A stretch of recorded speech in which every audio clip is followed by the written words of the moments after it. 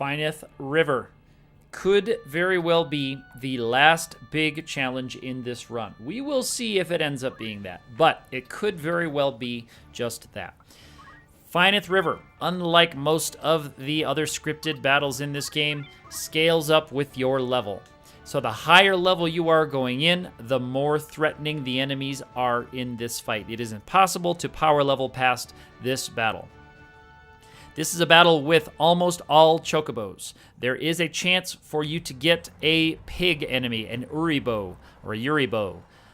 I re-rolled this battle quite a few times to get a better setup, and I played around with placement of my archer characters and equipment a little bit to maximize what we can do.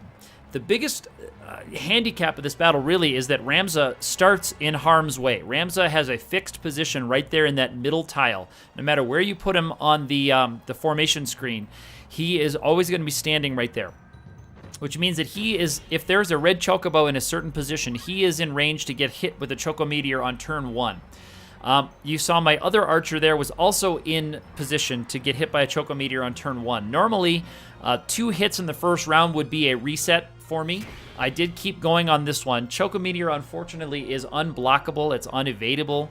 I tried playing around with mantles and shields, but I looked up Choco Meteor. You can't block it. Choco Ball, you can evade it with shields and mantles. Choco Ball from the black chocobos you can evade, but not so the Choco Meteor. Now, starting my characters where I did very particularly. Now, I know that archer was in range for the Choco Meteor right away where he was, but that did draw the red chocobo up. The black chocobo there was a good spawn for me because they have much lower hit points than the reds. You can see the reds have over 300. The black one has less than 200. So 2 regular attacks can take that black chocobo out, and we can start moving back a little bit. Ramza now gets a turn after taking a hit, so he can't take another Choco Meteor. He just can't take another one. He's going to have to back up here. I put the feather shoes on him because I like him to be able to stand above the water if he needs to. That's all that water up there in the lower pool of the waterfall is depth 2. It's depth 1 on the very, very top level. So the hit on the red chocobo there, I knew it was going to draw the Choco Cure, and that's fine from the yellow one. The Uribo was a lucky one because they're fast, but they can't move very much, and they don't have any ranged attacks. So it's going to take that Uribo, a good 3 or 4 rounds before it's going to get up into range of us, and it has a pretty weak attack value. It doesn't have anything massive like Choco Meteor. And so, unfortunately, the red chocobos that have Choco Meteor have these big hit point values that I'm just trying to overcome. And I'm doing a lot of counting of tiles and counting of height differentials to maximize what I can do. And here I'm using a charge plus 3 to get as much damage as I can onto that red one. Because the red ones will retreat if they are put into critical status. They will retreat. They will. It seems like they forego using Choco Cure on themselves. It seems like they will just run away. So here's Mustadio is going to snipe that red chocobo out of existence. So one of the major threats of this battle is gone, totally gone. This archer here has already taken 1 Choco Meteor. That red chocobo is totally healthy down there. He is in trouble, though. I can't get him because of the depth 2 there. He can't move that 3rd square to get out there, so he is going to be the closest target for that red chocobo's next action.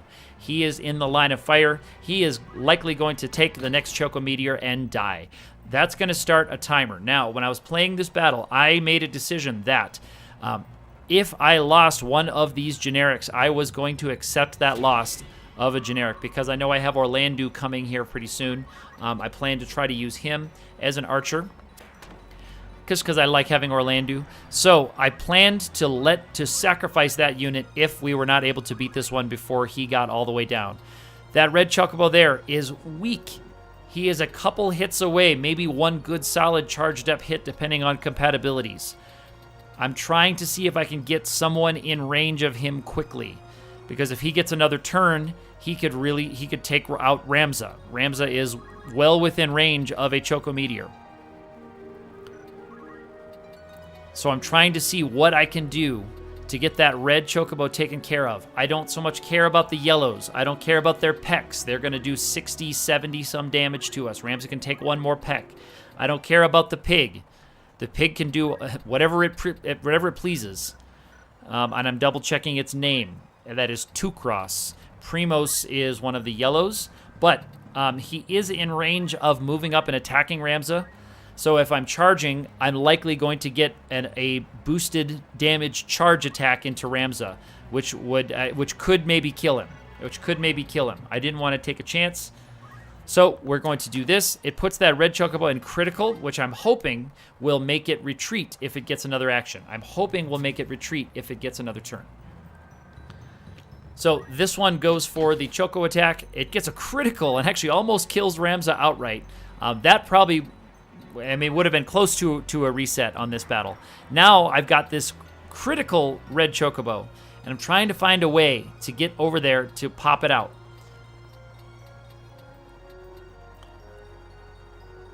I'm counting tiles and I'm counting height.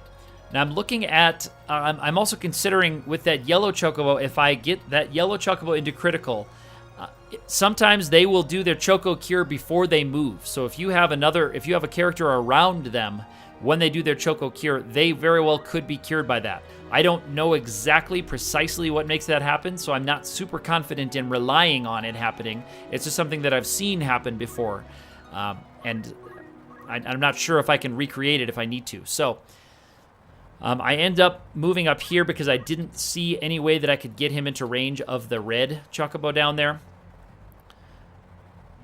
So we are going to start looking at bringing this other one down.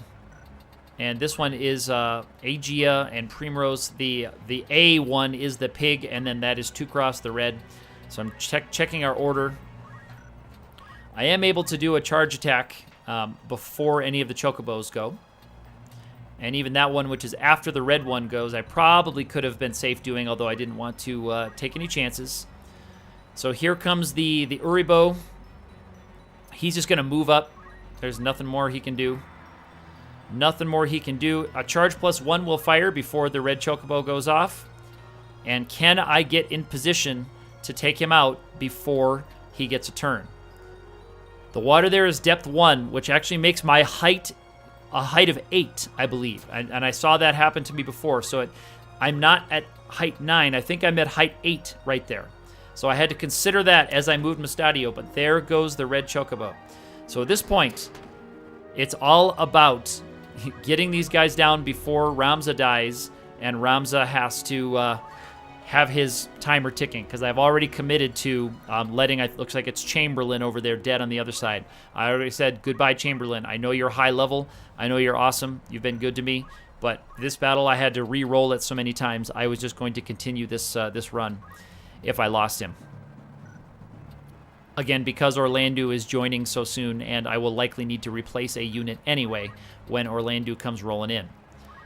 So I'm trying to get max damage if I can, and I'm waiting with these characters. I'm waiting with them so they get those turns again faster. Again, it's all about, I've got a character with 2 over there, which I was surprised at this point to see. Wow, so little AT time has passed since he got knocked down by that Choco Meteor. It seems like forever. It's because I'm counting tiles so many times. Every move and every action is so carefully timed.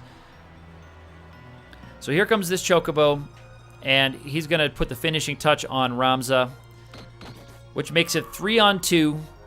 Timer's ticking. I want to still be efficient with everything I can. The pig is the R, and I'm counting how many. I'm looking at his move. He has a move of 3, so I know that I'm safe charging up. I know that I'm safe charging as high as I need to without worry of that pig there coming up and doing any shenanigans to me while I'm charging. Unfortunately, the compatibility makes it so that I can't get massive damage on that thing, and even with charge +5, just doing 100, that's what my base damage should be, over 100. Even though I think that's rad, my base damage should be right around 100 there. So Mustadio is working on his charging. 100 and 110. Unfortunately, it's not quite enough to finish that Chocobo off. I was looking at the math. Obviously, 210 out of 217 is all the damage I was doing. Or sorry, 210 out of 227. So I do have to do an extra attack here. Sergey had a really nice compatibility to that Chocobo, so I could have maybe used Mustadio's attack elsewhere. But luckily, the Uribo also has pretty low hit points, so a couple of attacks should take him out, and that's what I'm trying to do, even before my other archer can turn into a crystal. And so I may get out of this battle with all 5 guys alive. That critical hit certainly will help. And he's on 1 even. I didn't even get to 0 before Mustadio gets the turn to come up here. And he's not going to poach the pig, unfortunately. He's just going to go for the regular hit on the pig. And that is the Finath River. Chocobo Land has been defeated.